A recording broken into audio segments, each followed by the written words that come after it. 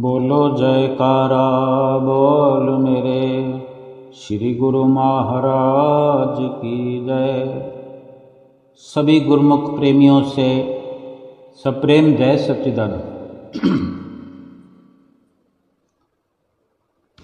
हमने बहुत कुछ समझा है जीवन में, समझते रहते हैं और समझते रहेंगे। बहुत सारी घटनाएं हमें देखने को मिलती है। हमारे जीवन में बहुत सारी घटनाएं होती हैं। हमारे मिलने जुलने वालों के साथ बहुत सारी घटनाएं, दुर्घटनाएं,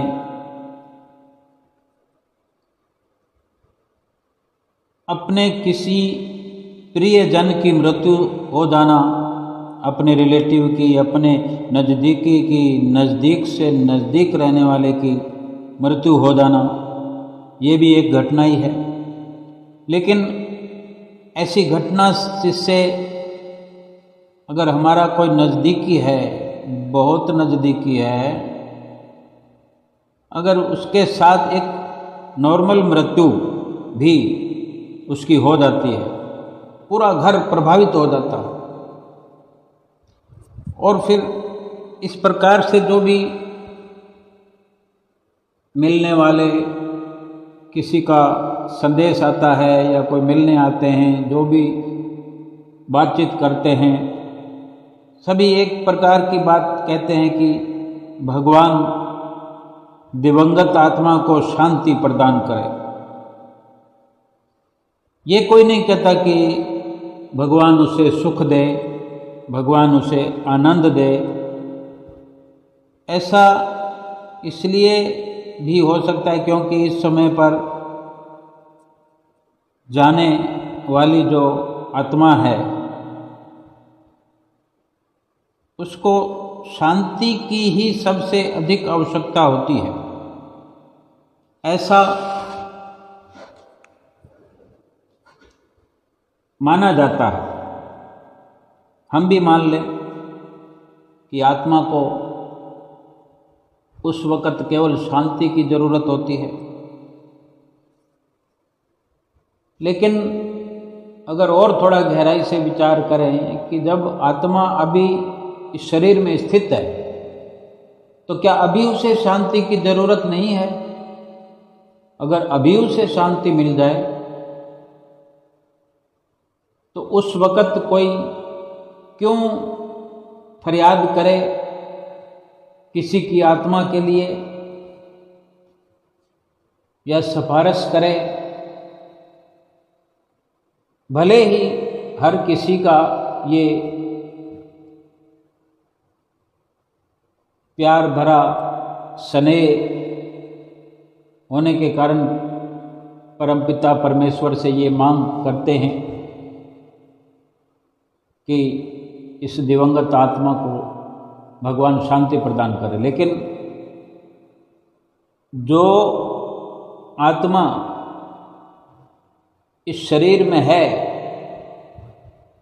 ये जीव स्वयं ऐसा प्रयत्न जीवन भर करता रहे आत्मा को शांत और शांति प्रदान करते करते शांत बना दे, सुखी बना दे, आनंदित कर दे। किसी के कहने से तो शांति मिलने वाली नहीं है। अगर मात्र किसी के कहने से इस प्रकार किसी भी आत्मा को शांति मिलती होती तो फिर जीवन में शांति के लिए अगर कोई प्रयासरत है तो वो प्रयास करे ही ना। केवल थोड़ा सा कहने मात्र से शांति मिल जाएगी तो जीवन भर परेशान होने की क्या ज़रूरत है? शांति को पाना क्या बिल्कुल आसान बात है? अगर आसान होता तो हर कोई शांत हो गया होता। ऐसा भी नहीं है कि बिना मेहनत किए, बिना प्रयास किए हद दर्जे की कुर्बानी करनी पड़ती है आत्मा को शांत करने के लिए, आत्मा को सुखी बनाने के लिए। मांग कर तो हम स्वयं ये शरीर लाए हैं, इस शरीर की मांग हमने स्वयं की है शांति के लिए, आत्मा को शांत बनाने के लिए, आत्मा को उसकी मंजिल तक पहुंचाने के लिए, आत्मा को दुखों से आज़ाद करने के लिए। लेकिन हम स्वयं अपने कार्य को अगर भूल जाएं, आत्मा की शांति के लिए यत्न न करें, आत्मा को सुखी बनाने के लिए यत्न न करें, प्रयास न करें, कोई मेहनत मुशक्कत पुरुषार्थ न करें, तो फिर जब आत्मा हमारा शरीर छोड़ देगी, उस वक़्त 10, 20, 50, 100 जने, 1000 जने, लाख जने भी अगर भगवान से प्रार्थना करेंगे तो क्या हमारी आत्मा सुखी हो जाएगी, शांत हो जाएगी? पता भी होगा कि वो आत्मा कहाँ गई है। हमारे अधिकार क्षेत्र से बाहर की बात हो जाएगी।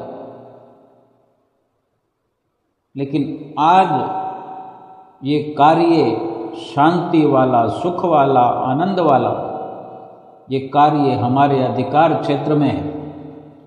हर जीव अपनी आत्मा को शांति प्रदान कर सकता है, शांति प्राप्त होने वाला कार्य करके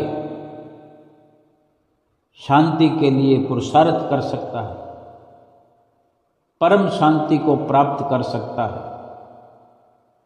ये आत्मा परम शांति को प्राप्त करके ये जीवन के उच्चतम लक्ष्य को प्राप्त कर सकती है।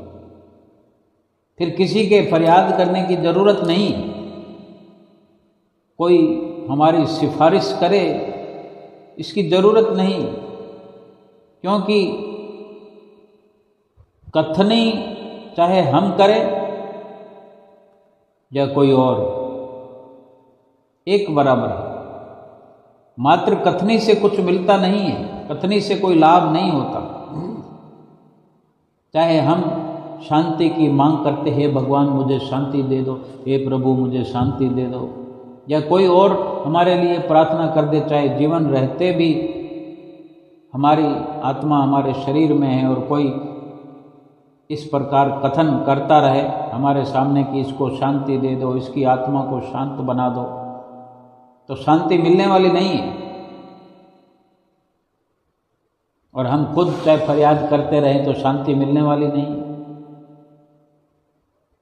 रोटी करने से रोटी मिलती नहीं, रोटी मिल जाए तो खाए बिना भूख मिटती नहीं। ये शांति भी ऐसे ही है। लेकिन ये चलन है, हम एक प्रकार की ये चर्चा करते हैं, ये संसारिक चलन है। किसी के लिए अच्छी वाणी बोलना, अच्छा प्रयास करना, भगवान से प्रार्थना करना, ये जितने लम्हे, जितनी घड़ियाँ इस प्रकार का वातावरण बनता है, कम से कम हमारे अंतःकरण में कुछ तब्दीली, कुछ बदलाव आता है, ये अच्छा है। लेकिन जो अच्छा होना चाहिए वो कुछ और है, जो लाभ होना चाहिए वो कुछ और है। वो यही है कि हम स्वयं जब कथनी के मार्ग से चलकर करनी वाले मार्ग तक पहुंच जाएंगे, शांति वाले मार्ग पर चल करके शांति को प्राप्त कर लेंगे, फिर ये सब कुछ सकारात्मक हो जाएगा।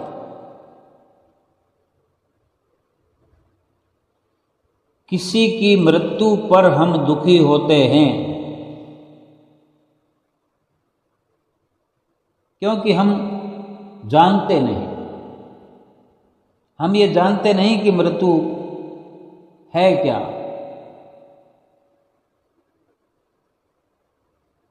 मृत्यु समझ सकते हैं कि एक नवीनीकरण कह सकते हैं, नवीनता, नवीनीकरण। जैसे किसी मकान को तोड़कर नया बनाया जाए, अगर किसी के मन में आ जाए कि मकान को तोड़कर बनाना है, भले ही कोई परेशानी ना हो, तोड़ने जैसा ना हो, लेकिन मनोरथ है किसी का कि मुझे तोड़कर दोबारा नवीनीकरण करना है, ये काफ़ी साल हो गए, 10, 15, 20 साल हो गए। अब किसी के पास तो मकान की मरम्मत करने के लिए भी सुविधा नहीं है, वो तो नवीनीकरण नहीं कर सकता। लेकिन जिसके पास सुविधा है तो वो पैसा लगा कर के अपने मकान को तुड़वाता है, नवीनीकरण कर रहा है, उसको खुशी होती है। अगर वो तोड़कर बना रहा है तो उसको खुशी हो रही है, किसी और को भी तकलीफ नहीं होती। लेकिन उसी मकान को बुलडोजर तोड़ने के लिए आ जाए, किसी कारणवश सरकारी बंदे तोड़ने के लिए आ जाएं,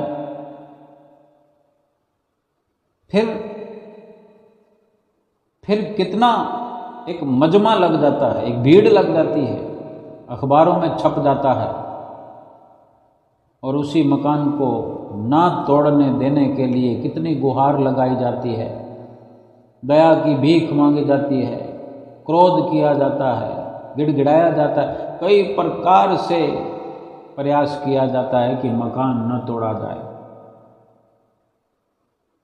लेकिन जिसके भीतर ये विचार आ जाए कि नवीनीकरण करना है तो वो तो खुशी से करता है। तोड़ने वाला तो बुलडोजर वही होता है।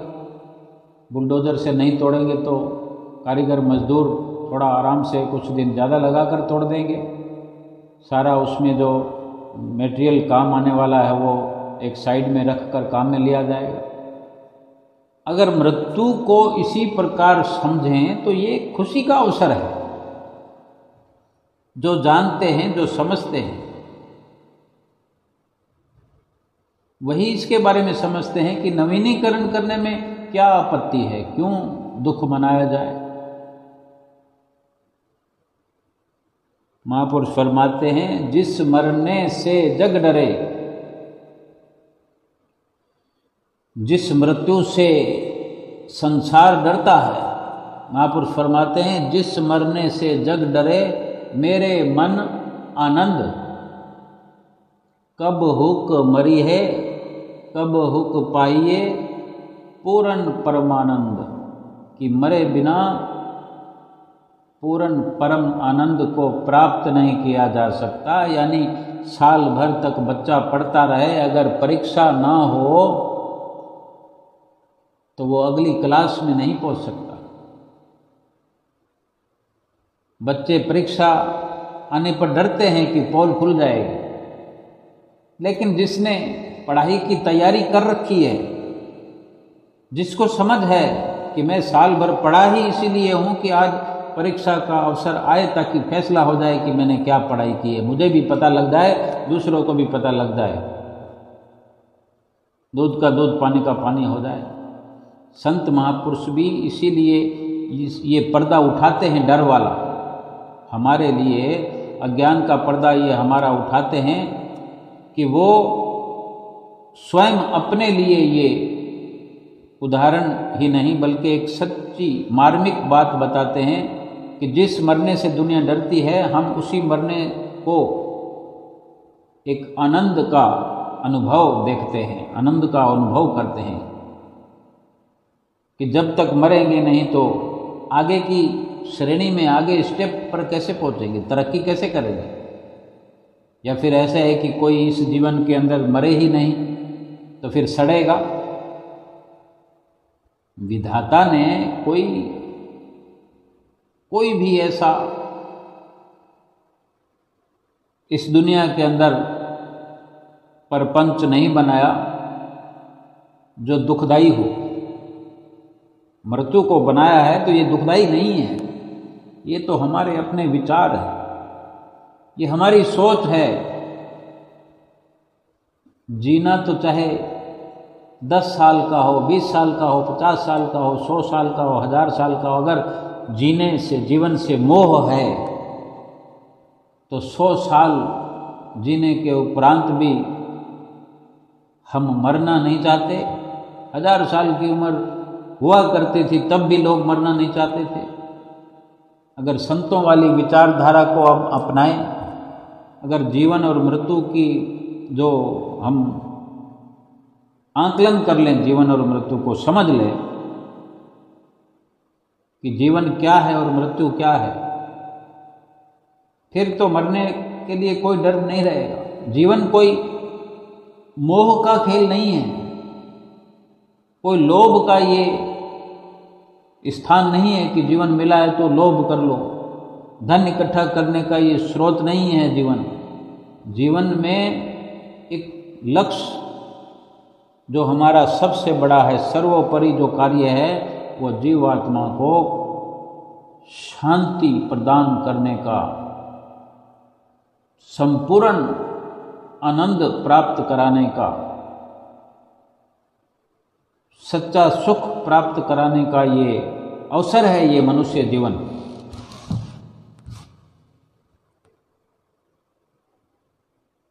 जीवन ये मिल गया, जीवन का लक्ष्य यही है, जीवन का महत्व यही है। अपने कार्य में लगे। ये जीवन यूँ समझ सकते हैं कि ये 1 साल की क्लास है। ये पूरा जीवन एक क्लास है और पूरा जीवन, चाहे हर किसी का जीवन, चाहे वो 20 साल का हो, 50 साल का हो, 100 साल का हो, लेकिन इसकी निश्चिंतता यही है कि अभी का अभी पर्चा लिखने के लिए तैयार हो जाएं हम, पेपर करने के लिए, प्रश्नों का हल करने के लिए अभी का अभी हम तैयार रहें। जैसे कोई फौज में फौजी होते हैं, हर वक्त बैग उनका टंगा हुआ होता है, उठाकर कंधे पर टांग लेते हैं और चल पड़ते हैं जब भी संदेश आए। उनके लिए कोई छुट्टी नहीं है, वो छुट्टी लेते हैं लेकिन ऐलान आने पर छुट्टी उसी वक्त रद्द की जाती है। यानी वो भरोसा केवल और केवल अपने उस ड्यूटी का करते हैं, वो सत्य है।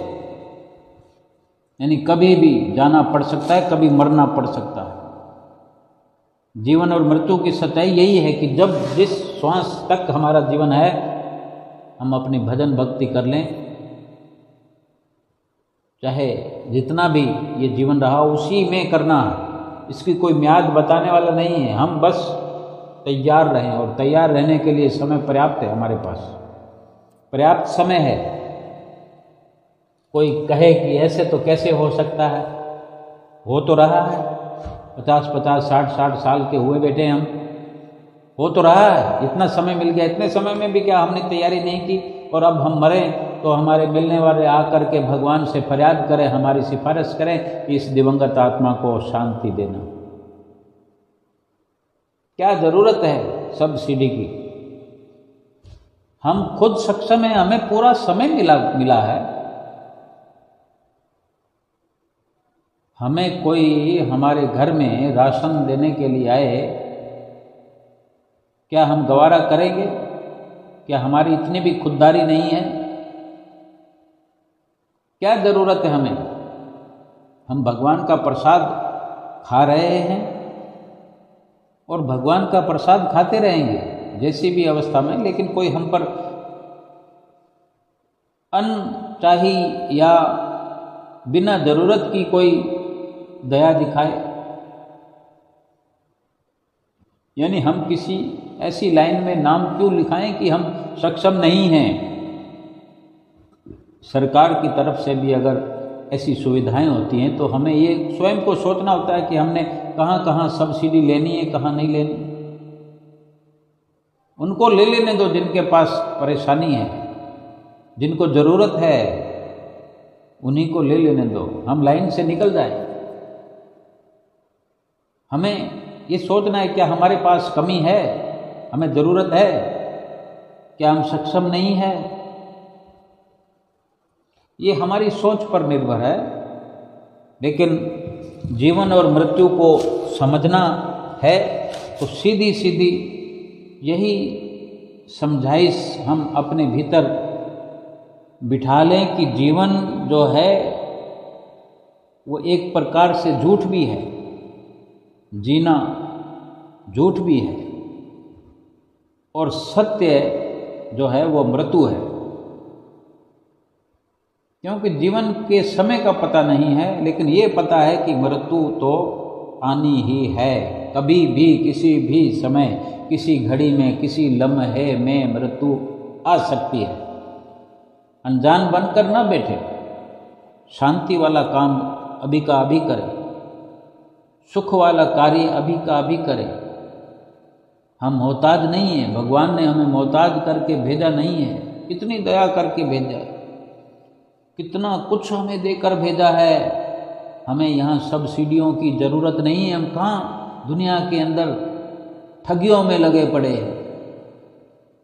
आत्मा को शांति नहीं है, फिर क्या प्राप्त करते रहे हैं? इतना समय हो गया, इतनी उम्र हो गई, क्या प्राप्त करते रहे? हमें शांति प्रदान नहीं हुई, यानी हम उस रास्ते पर गए ही नहीं,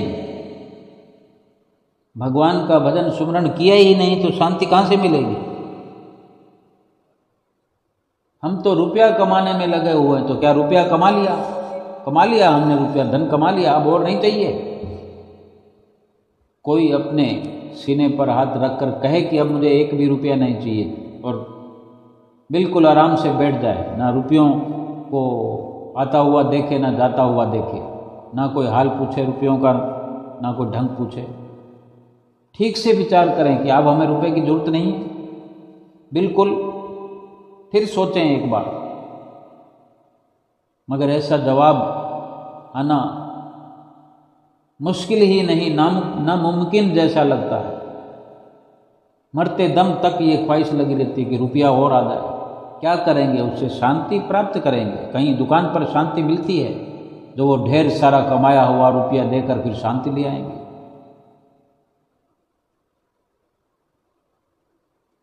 थोड़ा सा विचार करना है, चाहे ज़्यादा विचार करें, लेकिन असलियत तक पहुँचे तो सही। संत महापुरुष उसी जीवन और मृत्यु का भेद स्वयं भी समझते हैं और हमें भी बता देते हैं कि मृत्यु पर किस बात का रोना, ये तो नवीनीकरण है, ये नवीनता है। जैसे मकान को तोड़कर नया बना दिया तो उसमें रोने की क्या बात है? तो शरीर भी अगर चला गया तो क्यों सब रोते हैं? संतों महापुरुषों के अनुसार तो ये अज्ञानता है। अगर कोई, चलो एक उम्र की बात है कि कोई 40 साल की उम्र में जा रहा है, 50 साल की उम्र में जा रहा है, तो भी रोना पिटना तो होता है। 60 साल की उम्र में जाए तो भी रोना पिटता है, ज़्यादा रोना पिटता होता है, धाड़े मार मार के रोना पिटना होता है, क्योंकि बंदा कमा रहा था, चलता फिरता था। अगर वही बंदा चारपाई पे पड़ा हो, बेड पर पड़ा हो 2 साल से 4 साल से, फिर भी क्या इतना रोना पिटना होता है? वो पहले से ही आस लगाए होते हैं, किसी को कहते नहीं है बातें करते हुए, लेकिन भीतर ही भीतर ऐसे सोचते हैं कि अब ये छुटकारा पा ले तो ठीक है, अब ये बेचारा दुख पा रहा है, ये बेचारी दुख पा रही है। किसने कहा कि वो दुख पा रहा है? वो नहीं, हम दुख पा रहे हैं, हम सेवा नहीं कर पा रहे हैं, उसको देख नहीं पा रहे हैं, हम अपने नज़रिए से, अपने सोच से अपने जीवन को नहीं जी पा रहे हैं, उस पर ही सब कुछ लगता जा रहा है। तन लग रहा है, धन लग रहा है, मन लग रहा है, परेशान है। हम परेशान हैं, वो परेशान नहीं है। और वो परेशान हो तो भी क्या, अपने कर्मों को भोगेगा नहीं, कौन भोगेगा? और हम जो ऊपर लगे हुए हैं सेवादारी के लिए, ये भी तो हमारे कर्म हैं। हम अपना हिस्सा भोगेंगे, वो अपना हिस्सा भोगेगा। लेकिन आज अगर कह दिया जाता है कि भाई शांति सुख आत्मा को दिलाने के लिए आए हैं, तो इस काम में लग जाओ, तो फिर हमें समय नहीं है, हम तो धन कमा रहे हैं। सीधा सीधा कहते हैं कि हम काम ना करें, पैसा ना कमाएं, बाल बच्चों का लालन पालन ना करें, उनको स्कूल कॉलेज की व्यवस्था ना कराएं। फिर कौन कराएगा? जब ये दुनिया छूट रही होगी, छूट जाएगी, जीवात्मा चल पड़ेगी, चली जाएगी, कहेगी भी नहीं कि मैं जा रही हूँ। जीवात्मा ने कहना भी नहीं है, कहाँ जाना है ये बताना भी नहीं है, लेकिन ये अपने जीवन चरित्र से हम स्वयं निर्धारित कर सकते हैं कि हमारी जीवात्मा कहाँ जाएगी। हर पढ़ने वाले बच्चे को पता होता है कि मेरे कितने नंबर आएंगे, मैं फेल हो जाऊंगा कि पास आऊँगा, कि थर्ड डिग्री मिलेगी, कि सेकंड डिवीज़न आएगी, कि फर्स्ट डिवीज़न आएगी, कि उससे भी अच्छी आएगी, कि या मेरिट में नाम आएगा। लगभग अगर फर्स्ट डिवीज़न की हमें पूरी उम्मीद है 100%, तो फर्स्ट डिवीज़न के नंबर कम या ज़्यादा हो सकते हैं। बाउंड्री लाइन तक अगर नंबर आ जाए, लेकिन फर्स्ट डिवीज़न तो आ गई ना, हमें पता होता है। हम ये सोच सकते हैं कि हम पास तो हो ही जाएंगे। अब पास चाहे मुश्किल से हो चाहे आसानी से हो, पूरे नंबर 33 नंबर होते हैं, जो भी होता है 100 में से उतने नंबर आ गए, पास हो गए, बस ये हमें पता था। पास होने में 40 नंबर भी पास के होते हैं, 33 नंबर भी पास के होते हैं, पास तो हो गए ना, अगली क्लास में चले गए ना। हमारी आत्मा कहाँ, लेकिन प्रयास ऐसा होना चाहिए कि पास वाली उम्मीद ना करें, आगे ऊंची उड़ान भरे और ऊंची नंबरों की क्वालिटी लाकर ऊंची कसौटी पर जाए, वो सबसे बढ़िया है। ये जीवन जब मिला ही जिस कार्य के लिए है, जैसे बच्चा केवल पढ़ाई करने के लिए जाता है, माता पिता देखो, माता पिता के पास रुपए हैं नहीं हैं, कोई सुविधा है नहीं है, माँ बाप देखो कैसी कैसी हालत के अंदर अपने बच्चों को पढ़ाते हैं। हमने स्वयं देखा हो, हमने स्वयं समझा है, हमारे माता पिता ने हमें कैसे पढ़ाया, कैसे स्कूल की वर्दियां दिलाई, हम सूटेड बूटेड होकर स्कूल जाते रहे, हमारे माता पिता दुख पाते रहे। आज हम इस जीवन में सतगुरु की शरण में पहुँच करके, उनसे नाम की बख्शिश हो गई, नाम लेकर के शांति का पाठ पढ़ते रहे, शांति का लाभ, सच्चे सुख का लाभ जीवात्मा तक पहुंचता रहे। इतनी पढ़ाई करें, इतनी पढ़ाई करें, हर पल हर घड़ी हम एग्ज़ाम देने के लिए तैयार रहें। कौन सा? ये जीवात्मा जाएगी वही देगी ना एग्ज़ाम, इसको निकलना पड़ेगा, और ये लोथड़ा पीछे पड़ा रहेगा। ये एक शरीर है, जीवात्मा का मकान है, या जीवात्मा की ये ड्रेस है, ड्रेस बदल रही है, पुराने कपड़े, पुरानी चीज़ें हम देखें दिवाली पर सब के सब बाहर फेंक देते हैं, कबाड़ी को देते हैं, फिर क्या रोते हैं? खुशी से देते हैं कि ये इसको निकालो। और शरीर को क्या रखने के लिए हम तैयार होते हैं जब जीवात्मा निकल जाती है। इधर तो हम रो रहे होते हैं, इधर उसको रवाना कर रहे होते हैं शरीर को। ये कैसी अज्ञानता है? हम किसको रो रहे हैं? जीवात्मा को या शरीर को? शरीर को रो रहे हैं तो हमारी मर्जी के बिना हमारे घर के किसी बंदे को कोई ले जा नहीं सकता। कितने दिन रखेंगे? और जीवात्मा को रो रहे हैं तो क्यों? वो तो मरा ही नहीं है, हमें जाने कब से मालूम है कि आत्मा तो मरता ही नहीं है, फिर रोते किसको हैं? हम सोचें, हमें पता ही नहीं है कि मृत्यु क्या। हमें समझना है कि ये मृत्यु सत्य है। जन्म लेने के तुरंत बाद से ये सत्य गहराता चला जाता है, और हर जीव के ऊपर ये लहराता रहता है। ये सत्य जब भी समझ आती है तब यही धारणा बनी रहती है कि मृत्यु तो कभी भी आ सकती है। फिर कैसा डर? हम ये संतों महापुरुषों के नज़रिए से समझें कि ये नवीनीकरण होता है। आत्मा जो है एक प्रकार का पक्षी समझ लिया जाए, शरीर को पिंजरा समझ लो। पुराने शरीर रूपी पिंजरे को छोड़कर अगर आत्मा उड़ जाती है पुरानी समस्याओं से, बीमारियों से, दुखों से घिरे हुए शरीर को छोड़कर जब आत्मा मुक्त हो जाती है तो अच्छा लगना चाहिए। यही तो नवीनीकरण है। लेकिन जिसने कार्य नहीं किया है, होमवर्क नहीं किया है, वो जीव आत्मा कहाँ जाती है ये भी निश्चित है, वो फेल हो गई। जो फेल हो गई वो इसी संसार में फिर जन्म लेकर आएगी और फेल के अनुसार ही निम्न स्तर की योनियों में, 84 लाख योनियों में। ये दुख की बात है और इस बात को समझते हुए थोड़ी कोई रोता है। इस बात को समझकर तो समय रहते यत्न किया जाता है। वो यत्न हमें आज करना चाहिए।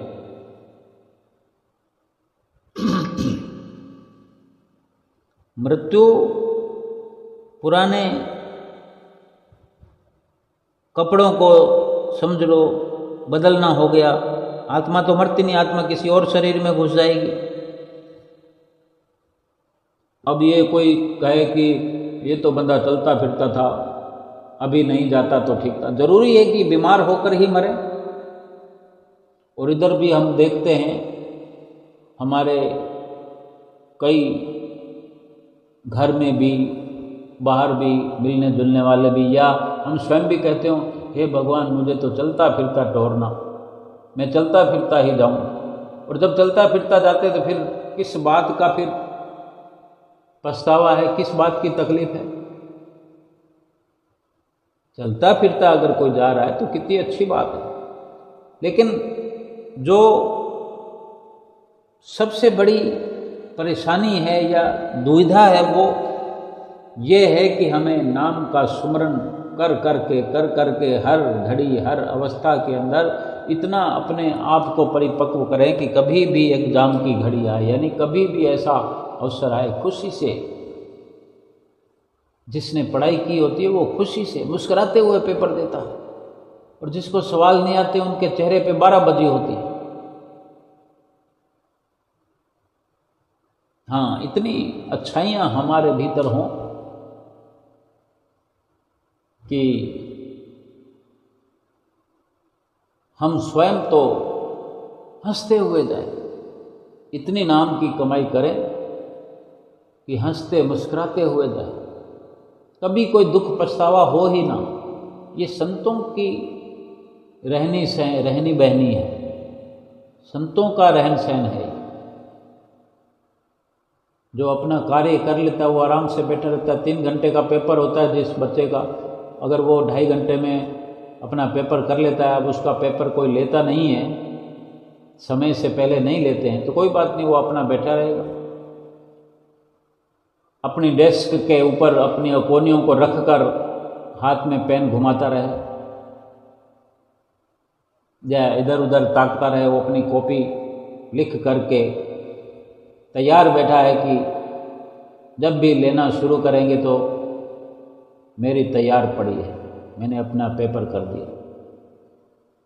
हम अपना होमवर्क जो भगवान ने हमें देकर भेजा था कि प्रभु का भजन करना है, और हम भी ये स्वीकार करके आए थे। हमें जो बच्चे स्कूल में पढ़ते हैं, किसी को कोई ज़बरदस्ती तो उठाकर स्कूल में नहीं ले जाता कि तुमको ये पढ़ना होगा, पूरा साल पढ़ना होगा, फिर पेपर देने होंगे, एग्ज़ाम देना होगा। हम स्वयं लाइन लगाकर एडमिशन लेते हैं। ये मनुष्य जीवन भी हम मांग कर लाए हैं। मनुष्य जीवन में भजन भक्ति करेंगे, ये वचन देकर लाए हैं। भगवान के आगे फरियाद कर करके ये इस प्रकार से ये जन्म हुआ हमारा। अब क्या हो गया? अब क्यों भूल गए? और भूल गए, भटक गए या गलतियां करी, फिर खैर नहीं इस जीवात्मा की। जीवात्मा तो दुख तो उसी को भोगना पड़ेगा। हमको समझ करके ना तो जीवन की ऐसी खुशी या गम पर प्रभावित होना है, ना मृत्यु के बारे में कभी प्रभावित होना है, ना दुखी होना है। अपना मकसद हमको हर वक्त याद रहे कि मैं किस लिए मनुष्य जीवन प्राप्त करके आया, ये शरीर मुझे किस लिए मिला है, वो कार्य मैं कर रहा हूँ कि नहीं कर रहा हूँ, प्रभु से जो मैंने वादा किया था वो निभा रहा हूँ कि नहीं, जो वादा किया था वो निभाना पड़ेगा, निभा रहा हूँ कि नहीं निभाऊंगा तो फिर डाल दिया जाएंगे नरक कुंड में, 84 लाख योनियों में फिर से भेज दिया जाएगा जीवात्मा को, फिर कितना दुख होगा, कितनी परेशानी हो जाएगी। 1 साल जिसका चला जाता है स्कूल में पढ़ते हुए, फिर वो तकलीफ़ें, वो 1 साल वापस नहीं आता, कभी नहीं आता। इसलिए संत महापुरुष कहते हैं ये जीवन अगर यूं ही चला गया फिर वापस नहीं आएगा। अभी जो मिला है ये यूं ही नहीं मिला, और फिर तो मिलेगा ही नहीं है, क्योंकि पूरा जीवन हमें ये शिक्षा मिलती रही, भजन कर लो, भजन कर लो, भगवान का भजन कर लो, सतगुरु की आज्ञा का पालन कर लो। लेकिन हम खाने पीने में लगे हुए हैं, कमाने में लगे हुए हैं, रंग रलियाँ मनाने में लगे हुए हैं, ऐश परस्ती में लगे हुए हैं, मित्रता, कुटुंब परिवार बनाने में लगे हुए हैं। फिर क्या काम आएगा कुटुंब परिवार,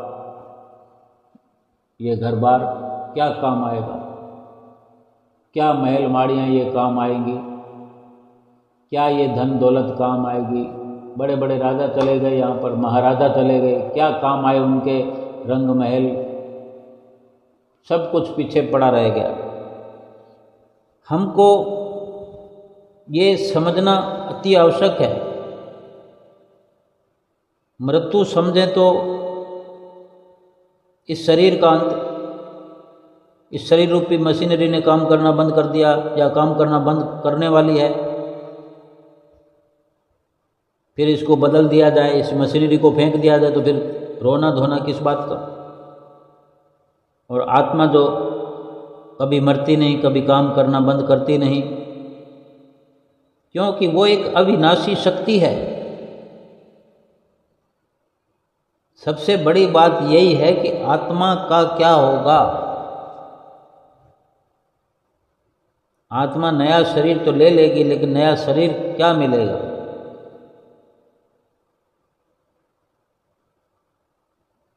कुछ नया मिले, लेकिन अगर इच्छा से ना मिले।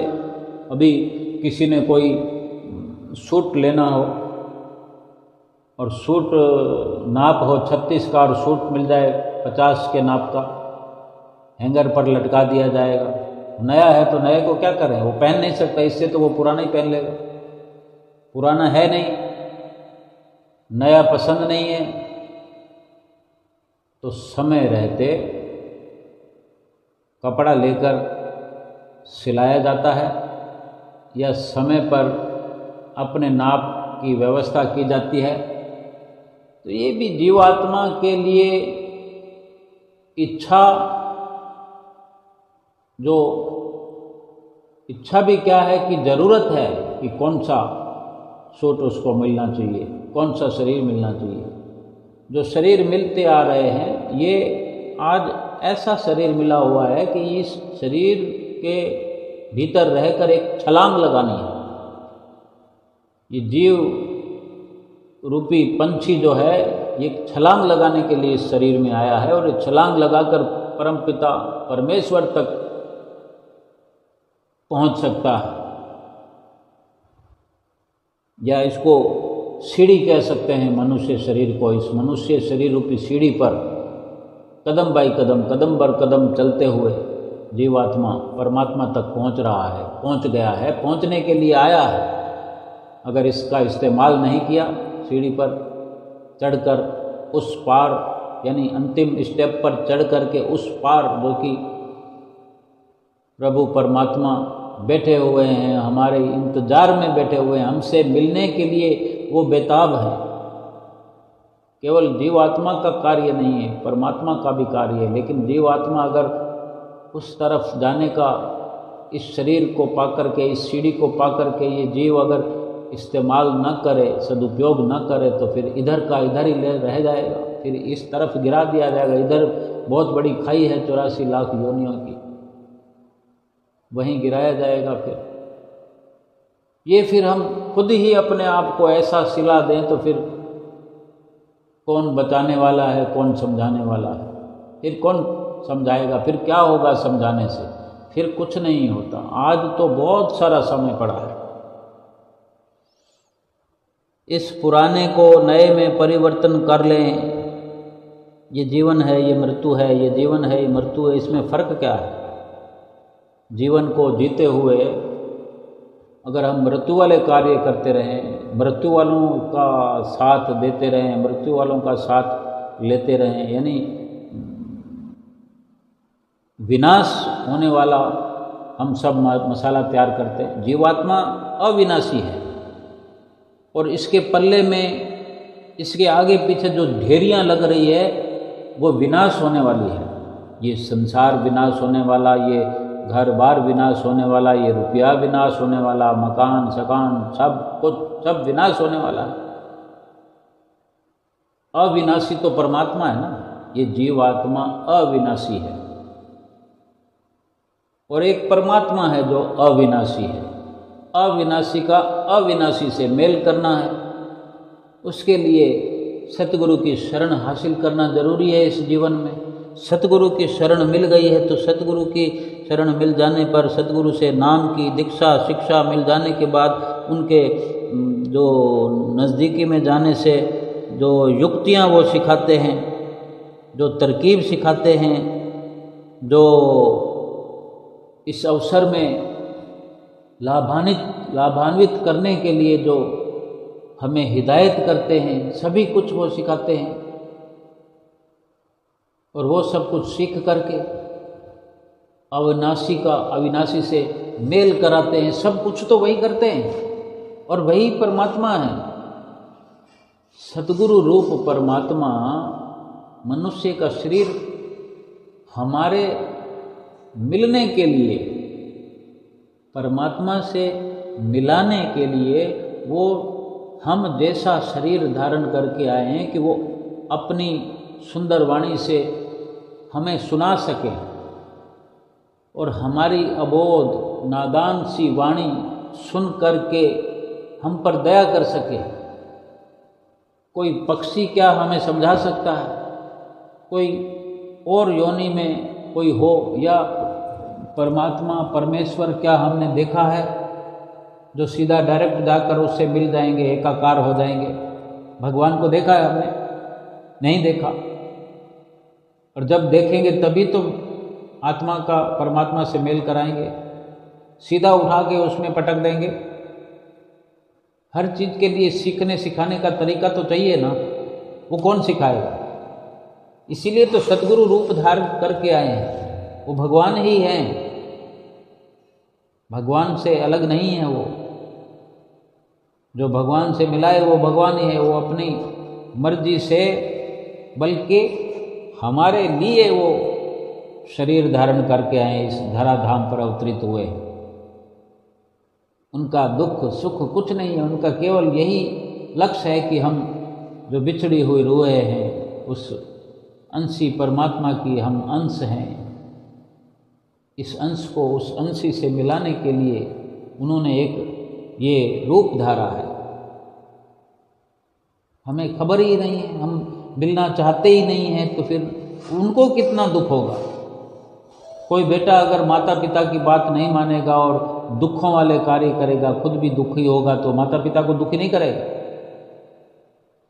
जो बच्चे गलत संगत में पड़ जाते हैं तो उसके पिता को, माता पिता को खुशी होती है, कितना दुख होते हैं। सारी रात नींद नहीं आती उनको, सारी रात बेचैनी में गुजारते हैं, सारा दिन मेहनत मुशक्क़त करके अपने बच्चों को, और भी तो बच्चे होते हैं, लेकिन एक भी बच्चा गलत संगत में पड़ जाए कितना दुख होता है।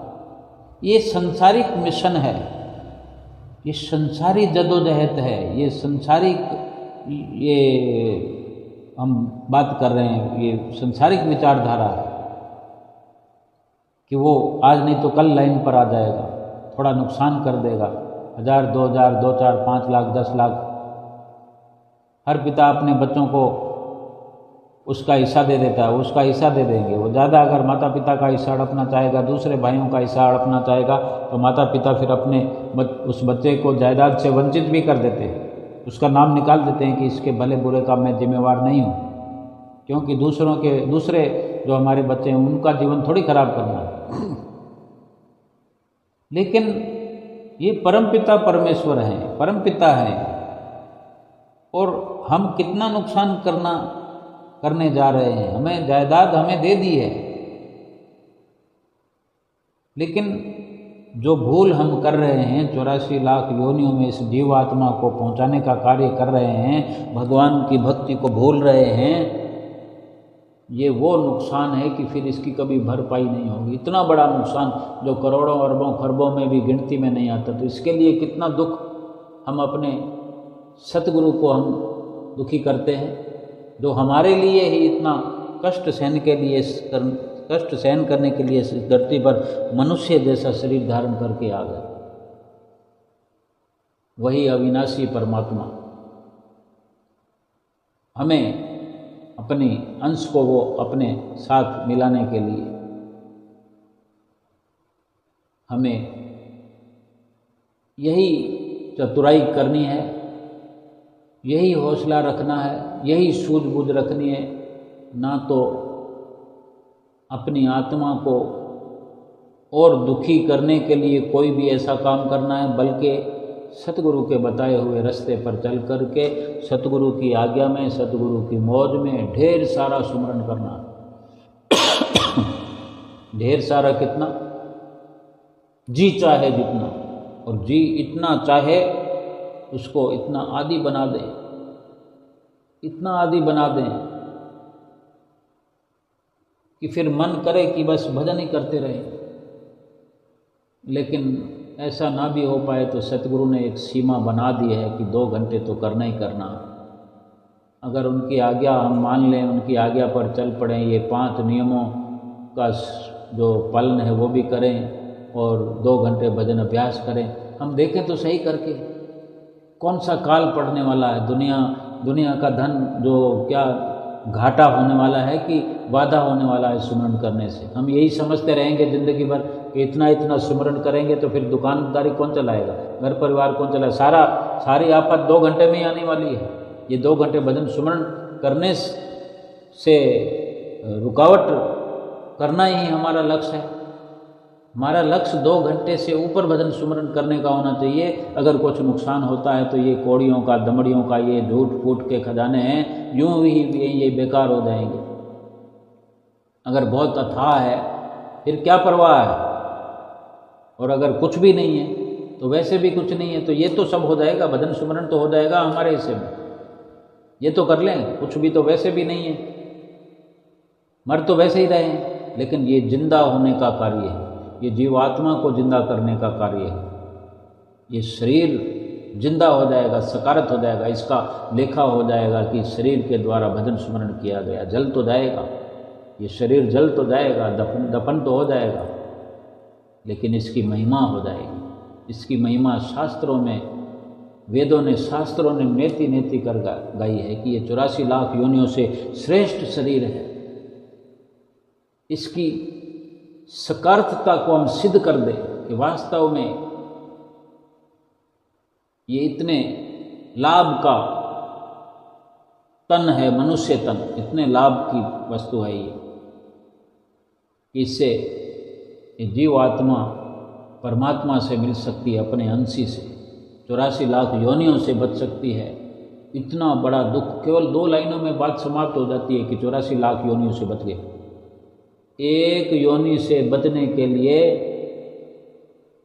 पहाड़ों जैसे दुख सहन करने पड़ते हैं। यानी इस मनुष्य जीवन की बात करें तो, जबकि मनुष्य जीवन में ये मनुष्य सक्षम है, बोल सकता है, कह सकता है, सब कुछ कर सकता है। 84 लाख योनियों का एक भी जीवन, एक भी शरीर मनुष्य शरीर जैसा जीवन भोग सकता है?